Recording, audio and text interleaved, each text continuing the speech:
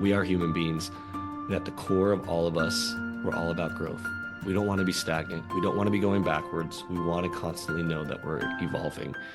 The only way you can evolve is to give yourself the space to think. I do a lot of leadership development with clients. I say to them, I think my definition of or what a great leader is and what my responsibility was as a leader was essentially to look into the future and try to anticipate roadblocks for my people that might hinder them from hitting their potential. Show me where in your calendar you do that. I would say that this is probably the number one thing that helped me be successful as a leader.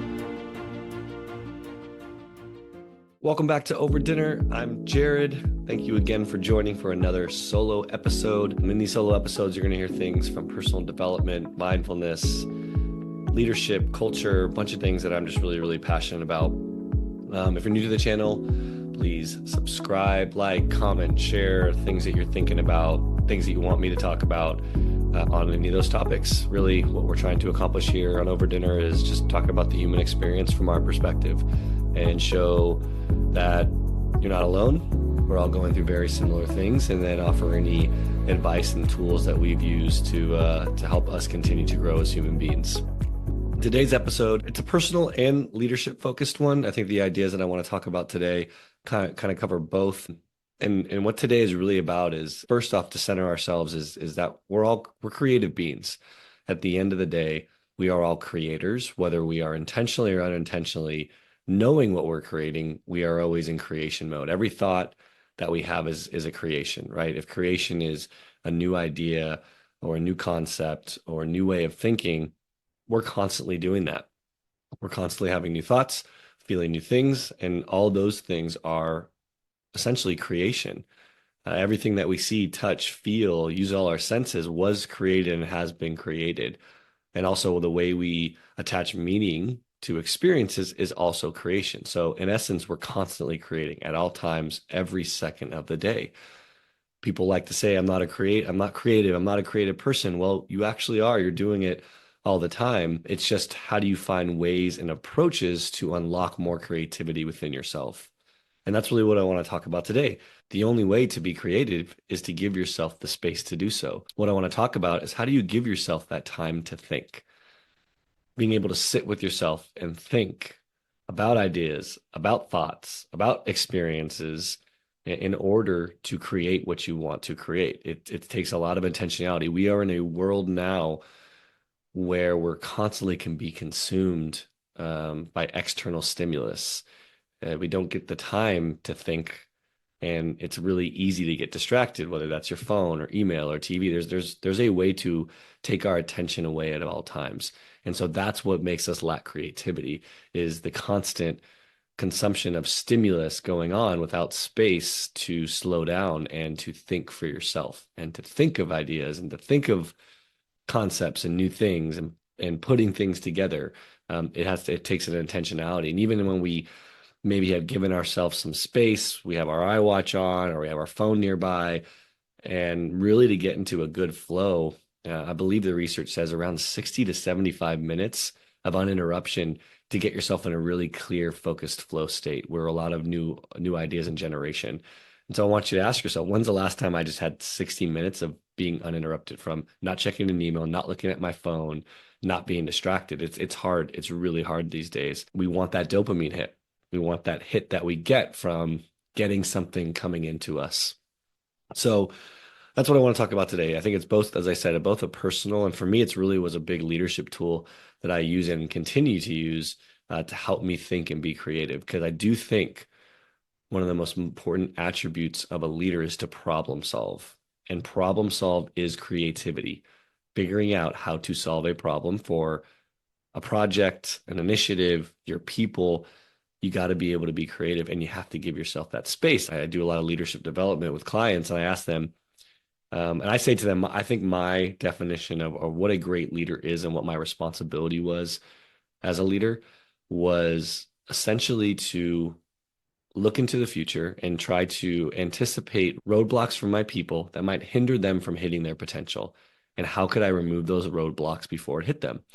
And I asked leaders, do you agree? Do you think that's a really important part of being a leader? And they go, yes. I go, great. Show me where in your calendar you do that. And there isn't, right? I think the tendency of a leader, why you are a leader in life or in work, is because you care so much about others. And so, since you care so much about others, you got to be with them all the time. You got to be answering their calls. You got to be solving their problems in the moment. But a lot of those times, those solutions that you're coming up with in that moment are not the best solution. You feel like you got to be in it with them all the time, and you don't allow yourself the space to think, which I think as a leader, as I said, is probably one of the most important things to do, to come up with new ideas, to solve your biggest problems, to think of new ways of doing things, and to understand why certain things are actually happening, to really reflect. There's this guy, Jay Maltzicher. I listen to his podcast every once in a while, but he said this was probably like 5, 6 years ago. As I said earlier, I think a lot of people think I'm not creative. I'm not a creative. He says people don't have better ideas. They just have more of them. And that's the key. We are creative beings. It's not that people are way more creative than us. They just come up with more ideas. If you think about Steve Jobs and Apple, I'm sure there were thousands upon thousands upon thousands of ideas that he generated that did not work, but one did, or a few of them did. He just challenged himself each and every day to be creative, to give himself the time to think and be creative. And that's what we need to do for ourselves as leaders. So in this episode today, not an 8-step process, but first a 4-step process to set yourself up for some space to think so I can be creative. And then the second part is, what do I do once I have that space? Because that's the second question I typically get when I teach this, is that, okay, Jarrod, I created space. What do I think about? What do I do during that time, right?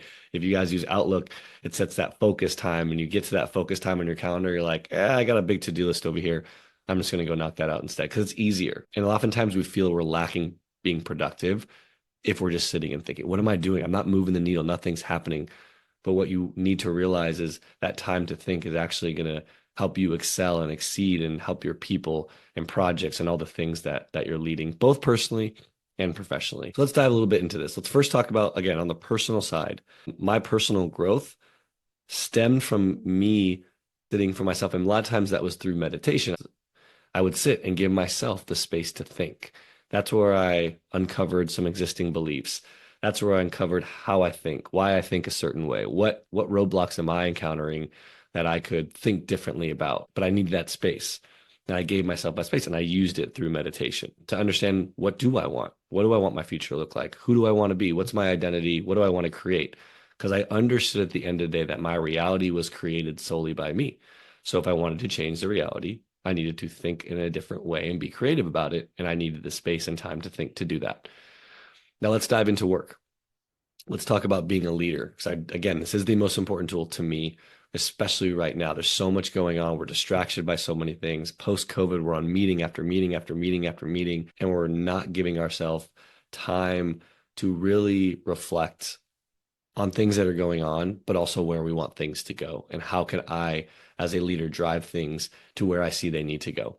So 4-step process of how do you start this? So number one, when is your best time to think and be creative? We all think creatively and are unlocked in a different way at certain parts in our day. We're all different, right? For me in particular, mine is around 7 to 9 a.m. is when I know I think the best, think more creatively, think more openly. I know for me that time frame between 7 and 9 is where I have my best idea generation. So I've been very intentional to block that time off. I really try not to have any meetings before 9 o'clock. If you look at my wife, I would say she's typically most creative after 10 p.m. We're vastly different in that way. So she likes to write late at night, come up with ideas, do a lot of her business stuff after that time frame, because she has realized that is when she is most creative. So take some time to think about that. When are you most creative? When are more ideas generating for you? The second part is to ask yourself the question, how am I currently using that time? A lot of people during that time are doing things that are more admin tasks, paperwork, responding to emails. We're not taking advantage of that time. For me, I do all that stuff typically at the end of the day when I'm completely drained and I know my brain isn't working at full capacity, is when I can do the monotonous task of responding to email, doing paperwork, things that don't take as much thinking or require as much critical thinking in that time. So I've really separated my day to do that. So again, one, find out when is the time for you during your day that you think most creatively. Two is reflect on what am I currently using that time for? What am I doing? What do I typically have scheduled for that time? Third is to ask that question of how can I protect that time? How can I make sure that during that time I can block that off and set boundaries so that I can think creatively? It's really, really important. As I said, from 7 to 9, unless it's something that I have to be on or it's an important meeting, but typically before 9 o'clock, I will not have any meetings and I give myself that space and time to do so. And the fourth one is really simple. Do it, right? And again, it doesn't need to start with 1 hour, 2 hours, right? It's starting to build a habit, which is really important. Can you block off 30 minutes, 45 minutes just to start, just to build that muscle of starting to block off a certain time where you're going to sit, cut off distractions. And as a leader, I think it's important too. You need to articulate to those that on your team, to your boss, to people that might rely on you or be reaching out to you that, hey, from this time frame, I'm setting a boundary that I will not be available pretty much on every day unless it's crucial and important that I'm blocking off this time frame and I'm not going to be available. You can reach me at these other times. Set those boundaries. It's really important to honor yourself and honor that space. Step one again, when is your best time to create and think critically? When is that? Number two, how am I currently using that time? Am I doing emails? Am I on meetings? Am I not taking advantage of when I think my best? The third question is setting boundaries and asking yourself, how can I protect that time? What systems do I need to put in place? What conversations do I need to have? Who do I need to empower on my team to take on other responsibility because I know I need that time to think? And the fourth is to do it. Protect that time. Start small. Start with 30 minutes.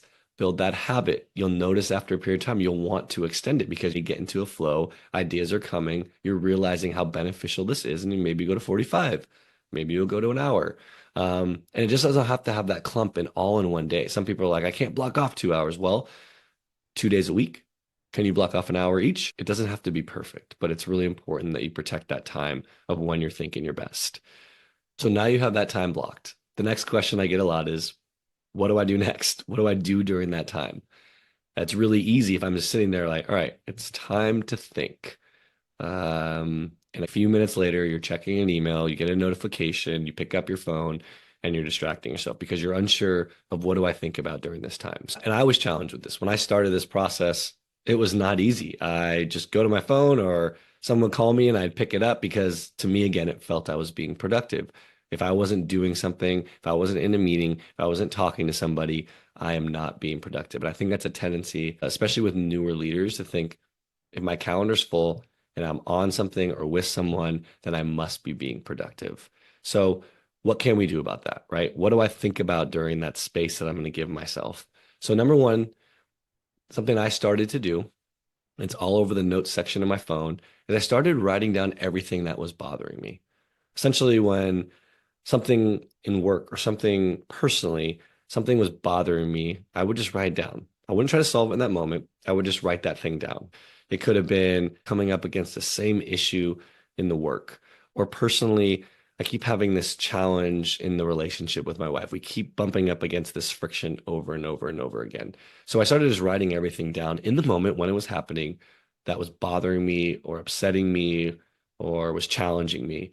And then what you'll notice over time, if you do that with consistency, there's some themes or one thing that keeps popping up to you over and over and over again. And there's a reason that one thing or those few things keep coming to the surface. Your intuition saying, hey, this is something we need to address. This is something we got to work through. So now what I did is now in that calendar block where I was blocking off that time to think, instead of saying focus time or time to think or just leaving it blank, I would go right in the idea, the problem that I wanted to think through. It would go directly into that calendar invite. So when I looked at it, I felt it was going to be a productive use of my time because I was addressing something specific. It actually addressed the actual problem or said the actual problem or idea or thing I needed to think about. And I put that directly in my calendar. What I love to do is I love to have a whiteboard. I didn't want to be in my computer. So I have a whiteboard in my office where I would just write the thing up top and just start throwing up on the page, right? Ideas, why do I think this is coming up? And just start letting thoughts start to flow with me with that question centered at the middle of it. And I think that's an important part. State your problem or the thing you want to think about as a question. The questions we ask get the answers that we want. So writing a really good question to pose during your thinking time causes you to start to think of ideas and think of things related to that question. Questions are really, really important. So what I would do is I'd write down, work through it, maybe come up with some ideas, maybe come up with some thoughts. But what do you do next, right? So I gave myself the time. I had a specific problem or idea I wanted to work through. I did that. Some things came to me. What do I do next? My third part of that is to involve others. Who on my team? Who in my life? If it's more personal, who can I share the ideas with? Who might be good in a specific area or someone I trust that I want to kind of throw these ideas with and start to collaborate on? Because yes, you have your ideas and you have your ways of thinking and the ideas that you're coming up with, but it's always great to collaborate. The best ideas and the best solutions come in collaboration, but not right at the forefront, right? You need that space to think for yourself, come up with ideas, come up with solutions, come up with ways of thinking, of new ways of doing, and then involve others. Bring people in to kind of work through the idea with you, to challenge it, criticize it, agree with it, look at it from a different angle is really, really important. Because again, your thinking is your thinking. Getting other people that you trust or can empower or maybe really good in a specific area, get them involved. It's so powerful and then it's so fun to collaborate with those things. And then the last thing you got to do is it's great to have ideas. It's great to have all these new ways of thinking. But our challenge I see a lot with people doing is they want to get the perfect idea, the perfect solution before they go execute it. You're not going to learn anything until you do it. You're not going to learn much. You're not going to learn if it's the right idea, if it worked, if it failed. So the fourth step to me was I had to run the experiment. That was key. I like calling it run the experiment because it is an experiment. So I need to test my idea, test my philosophy, test my ways of thinking, see if it works, right? It's motion versus action. A lot of us are in motion. Motion, as I said earlier, is essentially just running through the motions. All the possibilities that could happen in your head. Okay, if I do this, okay, that won't work. And you're trying to get the solution so perfectly right, but there's no way to know unless you put it into action. No more planning. Get it to a point where you're like, I can go run this. I can go try this out. And I'm going to learn so much more by running the experiment. So those people that you involved earlier, bring them in. Let's go run this experiment in this specific area or with this specific project, with this specific people and learn. So run the experiment, put it into action, learn from it, ask questions, challenge it, refine it. You can refine it once you say, okay, this worked, this didn't work. All right, let's change this up a little bit and then put it back into action. I think the stage of running the experiment is where we get caught because we're worried about what other people might think. What if it fails? We fail all the time. It's okay to fail. I think it's just important to put it into action, bring people in and test things out. Because as I said earlier, you should have a lot more bad ideas than good ideas. If every idea that you come up with works, every experiment you run just works, then I don't think we're pushing ourselves to think bigger and think more broadly and think, how can we really change things here? I think Google has a philosophy that they want 95% of their ideas to fail. 95%. So only 5% success rate because they believe that means they're pushing the limits. They're thinking really outside the box and seeing what is possible. And I think we got to realize that failure is okay. And running experiments and trying things, it's also great information. Trying something and it not working, well, then I'm never going to try that again. I learned something new that will never work. So I won't make that mistake again. So the 4 steps, once you block off that space and time, is 1, start to create a habit of writing things down that bother you throughout the day, personally or professionally. What things come up for you, jot it down in the notes section of your phone. Take some time at night to reflect and write these things down. What you'll notice is these common themes coming up for you. And then what you do is in that time in your calendar that you have blocked, put that problem, put that idea into your calendar. So when you get there, you know, that's what I'm going to be thinking about. I don't have to sit here and go, what do I want to think about this time? Third piece is once you have some ideas or some things coming to you that you want to kind of run by others, go involve them. Bring people in, people that you trust, people on the team that you can empower, people that have a way of thinking that area that you want to bring in. Share your ideas with them, let them challenge it, look at it from different angles. And hopefully what comes out of that is something that we can go put into play. And that's the 4th piece. Run the experiment. Try it out. It's really, really important that you run, try, learn, test, refine, because that's where the magic happens. That's where the ideas and these things start to form into actual solutions and ways to evolve as a person or in your team. I just want to reiterate again, you are creative. You're just not using the muscle. We're so distracted in the times and so many things around us, but you are a creative being. You're always creating. Everything that you see, touch, feel, hear was either created by you through your perceptions or created by others. This microphone, this laptop, the camera, everything is a thought and a creation. And we're doing that all the time. Leaders, I can't tell you how important it is to give yourself the space to think, to be creative, because at the end of the day, to me, that is what will level you up. That is what will put you in the best position to do what you really want to do, which is to really impact your people, to help them find success, to help them reach their potential.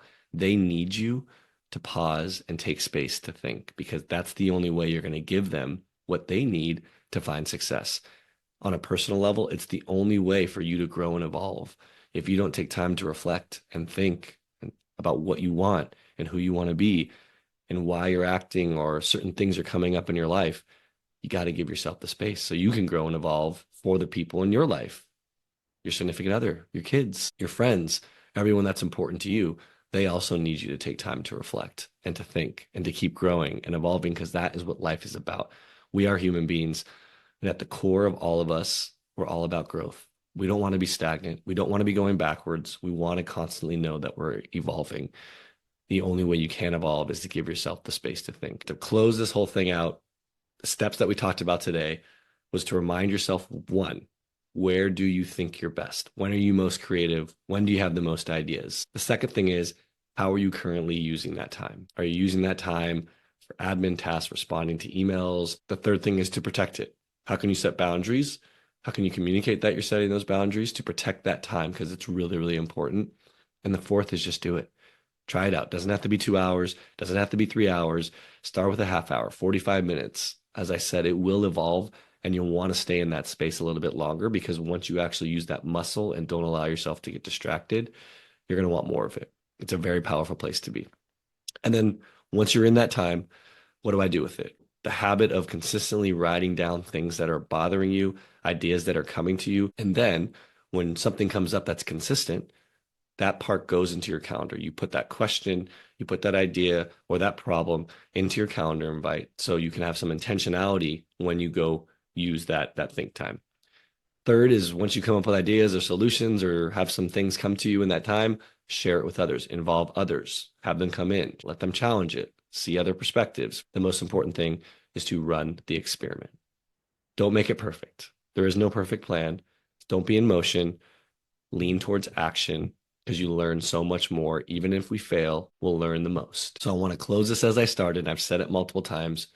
You are a creative being. That is who we are. We are constantly creating. This episode is really how to be more intentional and giving yourself the time and space to do it. I can't tell you how important it's been to my life, both personally on my journey of personal growth, but also as a leader and how I evolved as a leader. I would say that this is probably the number one thing that helped me be successful as a leader. Early on in my leadership career, I did not do this, and I struggled. I failed my people because I wasn't a problem solver.